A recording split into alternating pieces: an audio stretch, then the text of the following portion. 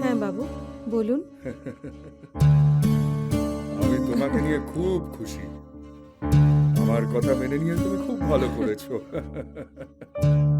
এবার দেখো, সংসারে অনেক খরচা থাকে বিয়ের পরে, কিন্তু তোমার চিন্তা করার কোনো প্রয়োজন নেই। আর আমি আছি তো, আজীবন তোমার খরচা চালিয়ে যাব আমি। শুধু তুমি এইভাবেই আমাকে খুশি করতে দেখো। আপনার কথা তো শুনতেই হতো না বাবু। আর বীরজুর সঙ্গে বিয়ে করে আমি কি করতাম? সারা জীবন তো চাকরানি হয়েই থাকতে হতো আমাকে। আমাকে আমার ফায়দাটাও তো দেখতে হবে। আর ও কতদিন আমার খরচা চালাতো?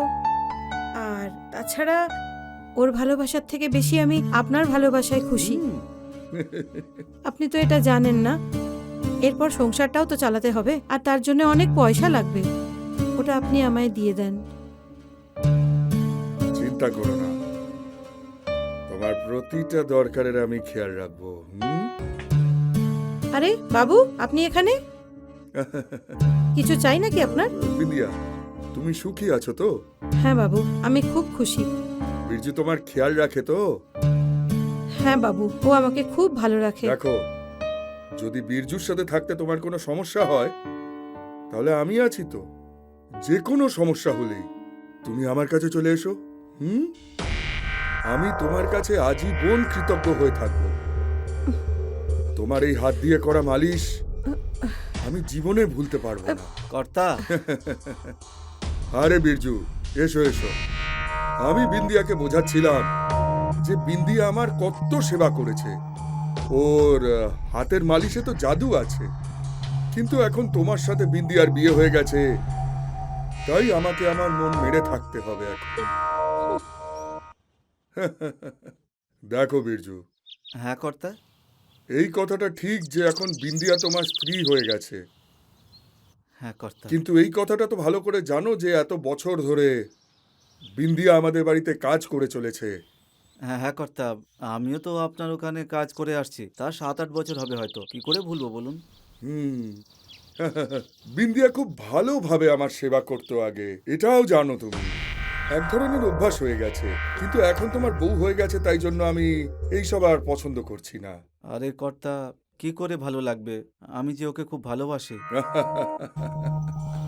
সে সব তো ঠিক আছে, সবই জানো তুমি, কিন্তু একটা কথা, তুমি আমার পরোয়া করো না।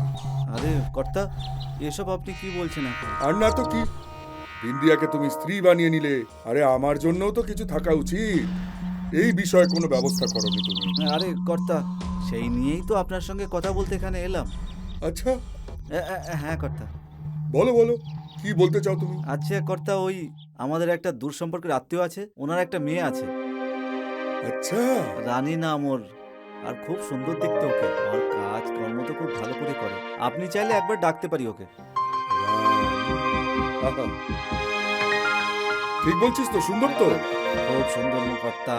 ও আসলে টাকা বেশি নেবে।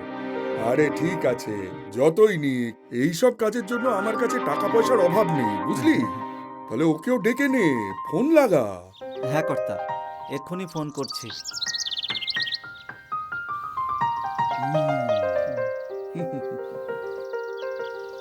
কানেকশন লাগছে তো? হ্যাঁ, হ্যাঁ কর্তা। হ্যালো, আরে মাসিমা, বীরজু বলছি আমি। আচ্ছা, ওই আপনি রানীর জন্য কাজের কথা বলেছিলেন, কাজ পেয়ে গেছি মাসিমা। আর সত্যি বলতে কাজটা খুব ভালো, আর হাভেলিটাও খুব বড়। আরে আরে কর্তা, শুধু একটু খেয়াল রাখতে হবে, আর কিছু না। আর মাইনের কথা বলে লাভ নেই, মাইনে অনেক বেশি দেবে। কি সময় লাগবে? আরে মাসিমা, কিন্তু দ্বিতীয়বার এরকম কাজটা পাওয়া যাবে না হাতছাড়া হলে। ঠিক আছে, ঠিক আছে মাসিমা, ঠিক আছে, আমি আজকেই চলে আসবো। হ্যাঁ ঠিক আছে। আসছে তো? হ্যাঁ কর্তা, বললো যে আজকেই পাঠিয়ে দেবে। টাকা পয়সা চিন্তা করো না, ওকে নিয়ে এসো আজকে। ঠিক হ্যাঁ, আছে। এই না হলো কথা, রানী। হায়।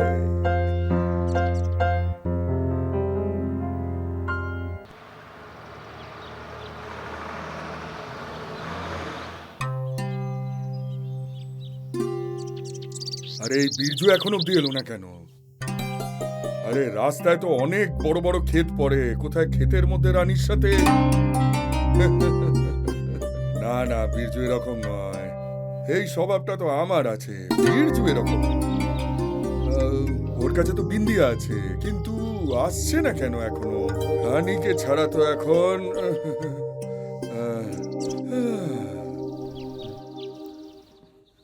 কর্তার দিকে খেয়াল রাখবে, ভালো করে কাজ করবে। আরে কর্তা, এই হলো রানী। ওই যে কালকে ফোনে কথা হচ্ছিল না, হ্যাঁ হ্যাঁ, এই হলো সেই রানী। রানী, নমস্কার কর মালিককে। বাহ, বেশ ডাগুর ডুগুর তো তুমি। প্রণাম মালিক। খুব সুন্দর গলার আওয়াজ, হাব ভাবও দেখছি খুব ভালো। বাহ বাহ বাহ। বীরজু, হ্যাঁ কর্তা। সবকিছু বুঝিয়ে দিয়েছো তো হ্যাঁ ওকে? কর্তা, সবকিছু বুঝিয়ে দিয়েছি। বাস মন দিয়ে শুধু আমার সেবা করো। হুম? ঠিক আছে মালিক, আপনাকে অভিযোগের সুযোগ দেব না আমি। ভাবতে পারছি না। আরে কর্তা, মাইনে বাড়িয়ে দিতে হবে, সব জিনিসের টাকা নাই ও।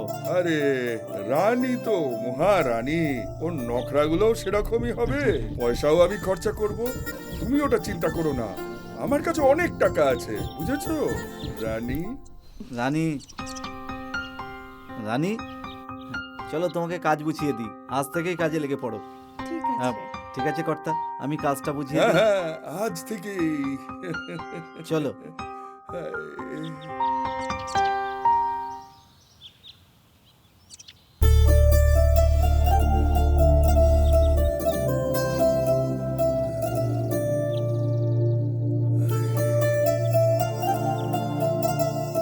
আরে মালিক চলে এসেছেন, নমস্কার। নমস্কার। খুব হাঁপিয়ে গেছি। রানী, ঠাকুরনের সাথে মালিক। দেখা হলো? ও কোথায়? হ্যাঁ মালিক, মাল কিন্তু বিদেশি। আচ্ছা একটা কথা বলুন, আমাকে কেন ডেকেছেন আপনি? আরে হায় হায়, খুব জটিল প্রশ্ন করিস তুই। জানিস তো, প্রত্যেকটা জিনিসের একটা মজা পেলাম আরেকবার। আমি যেটা বলছি, প্রত্যেকটা জিনিসের একটা এক্সপায়ারি ডেট থাকে। ওর যা মজা নেওয়ার আমি সেটা নিয়ে নিয়েছি। এখন তুমি এসে গেছো না, নতুন, এত সুন্দর, অসাধারণ। বিন্দিয়ার সাথে দেখা হয়েছে? হ্যাঁ মালিক, ওনার সাথেও দেখা করেছি আমি, ওনাকেও দেখতে খুব সুন্দর। কিন্তু তোমার মতন জটিল নয়, তুমি তো অসাধারণ।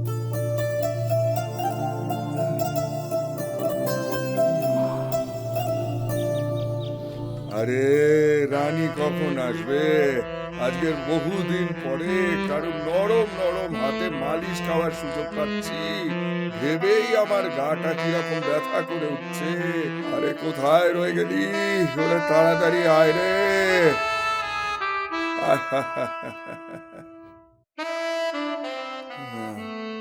হুম। হুম।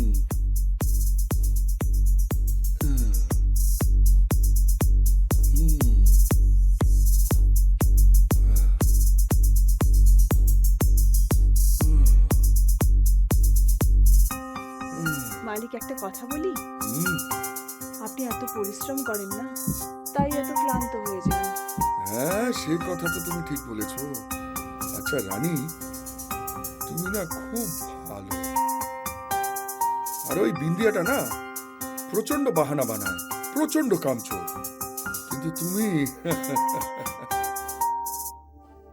কোনো ব্যাপার না মালিক, আপনি চিন্তা করবেন না, আমি চলে এসেছি না, আমি আপনাকে রোজ এরকমই মালিশ করে দেব। এবার আমি চলে এসেছি না, সব সামলে নেব মালিক। এটা তো খুব ভালো কথা। মালিক একটা কথা বলি আপনাকে, হ্যাঁ বলো না। আমার না আমার মাকে নিয়ে খুবই চিন্তা থাকে, বেচারি খুবই অসুস্থ।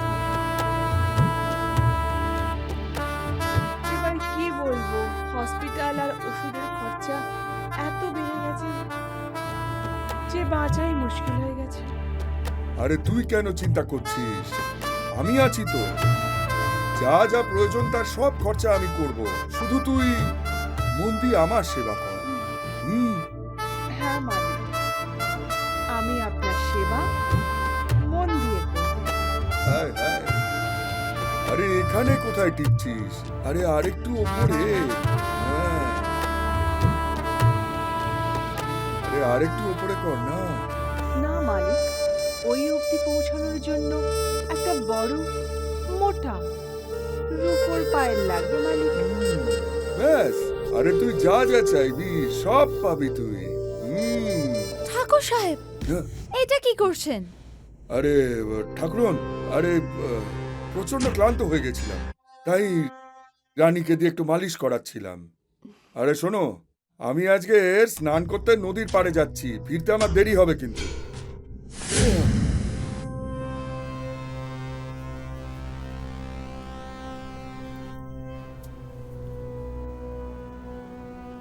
ওই মালকিন, আমাকে ক্ষমা করে দাও। আমি তো শুধু মালিশ করে দিচ্ছিলাম। ওই মালিক আমাকে টেনে নিয়েছিল। আরে হ্যাঁ, কোথায় যাচ্ছ? তবে অ্যাক্টিং কিন্তু ভালোই করলে। বলেছিলাম না তোমাকে যে মালকিনের জন্য কাজ করতে হবে? কি কাজ করতে হবে? এটাই যে মালিককে বাড়ি থেকে বের করতে হবে। সেটা কেন? তার কারণ আমি মালকিনকে ভালোবেসে ফেলেছি, আর মালকিনও আমার থেকে একটা বাচ্চা চায়। ভেবে দেখো, আমরা যদি মালকিনের কথা মতো চলি তাহলে আমরা 20 লক্ষ টাকা করে পাবো দুজনে। বাপ রে বাপ, এত পয়সা! হ্যাঁ, তো আমরা যদি মালকিনের কথা শুনি তাহলে আমরা অনেক টাকা পাবো। রাজা মানে রাজা, কি বলো কি তুমি? আর তুমি তো এমনিতেও রানী, তাহলে শুধু হয়ে যাবে তাহলে কাজ। হ্যাঁ। হুম।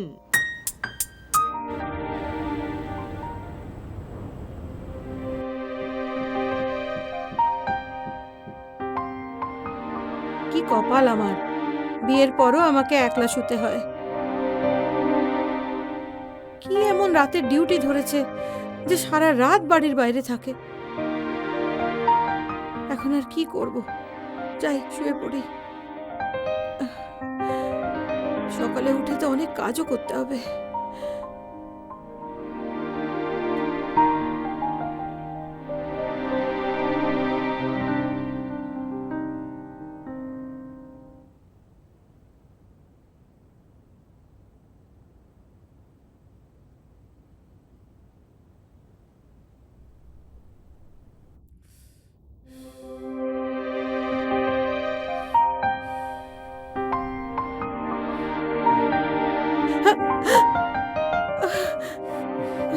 তুমি কখন এলে এখানে? ব্যাস একটু আগেই এলাম। অনেক জলদি হয়ে গেল তোমার কাজ। কাজ শেষ হয়নি, শুধু তোমার কথা মনে পড়ছিল। ছাড়ো, ঠিক আছে। এমনিতে তোমার জন্য আমি কিছু নিয়ে এসেছি। কি? আগে চোখটা বন্ধ করো। ঠিক আছে।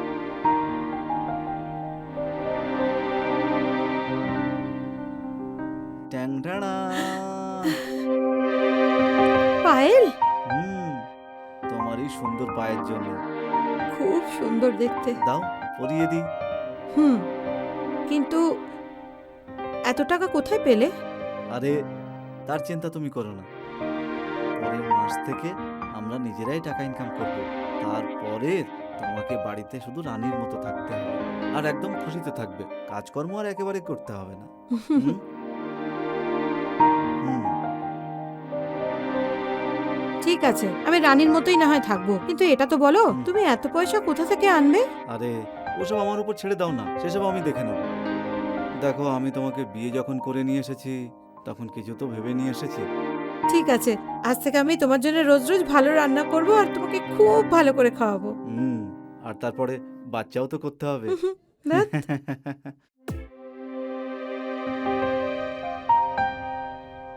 মালিক, চা। চা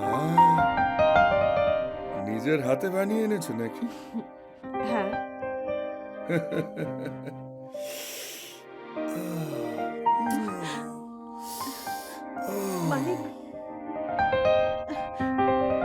আরে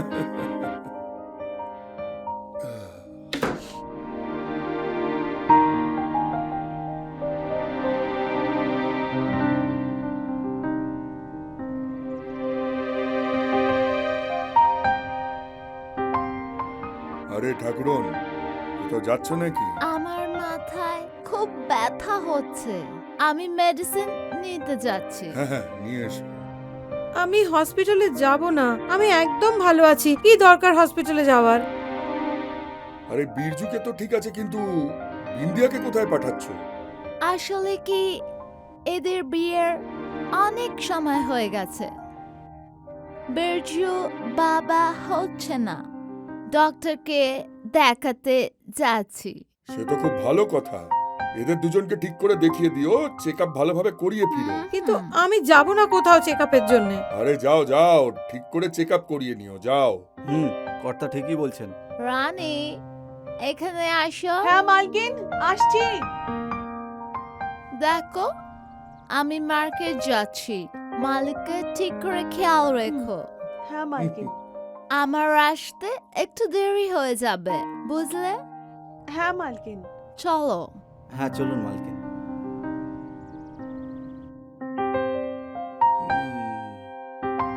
সাবধানে যেও সবাই। রানী, সবাই তো চলে গেল, এবার তো কাছে এসো না। এখন কেন মুখ বানাচ্ছ ওরকম? এরকম সুযোগ আর পাওয়া যাবে না। চলে এসো আমার কাছে। এটা কি হচ্ছে?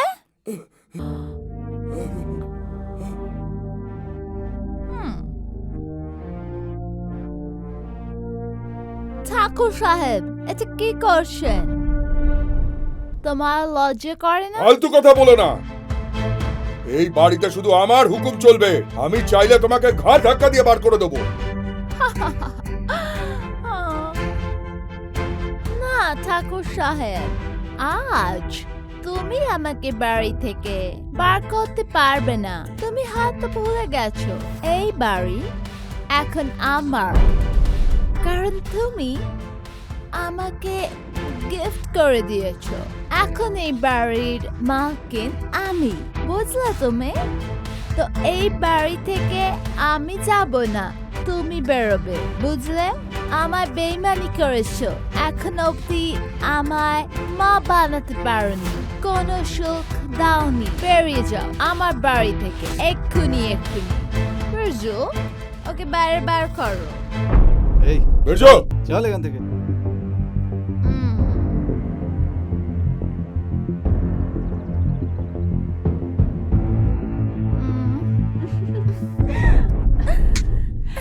দেখলে মালকিন, আমার কেরামতি? মজা পেয়েছো তো? বলেছিলাম না মালকিন, যে আমাদের মেন কাজ এই করবে। I love you. Love you. এসব কি হচ্ছে? আরে কি হয়েছে তোমার? তুমি আমার হাজবেন্ড, তুমি কি করে এসব করছো ওর সঙ্গে? ও মালকিন হয়। দেখো, আমরা যদি এইসব না করি তাহলে আমাদের রাস্তায় যেতে হবে, আর আমাদের থাকার কোনো জায়গায় থাকবে না। দেখলে তো মালিককে কি করে বাড়ি থেকে বের করে দিল। আরে ব্যাপারটা বোঝো, আমি শুধু অ্যাক্টিং করছি।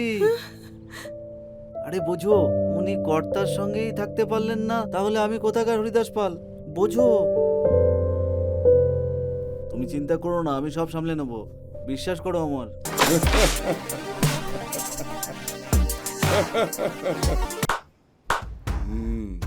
ভুল নয়, এটা সত্যি সত্যি আমি।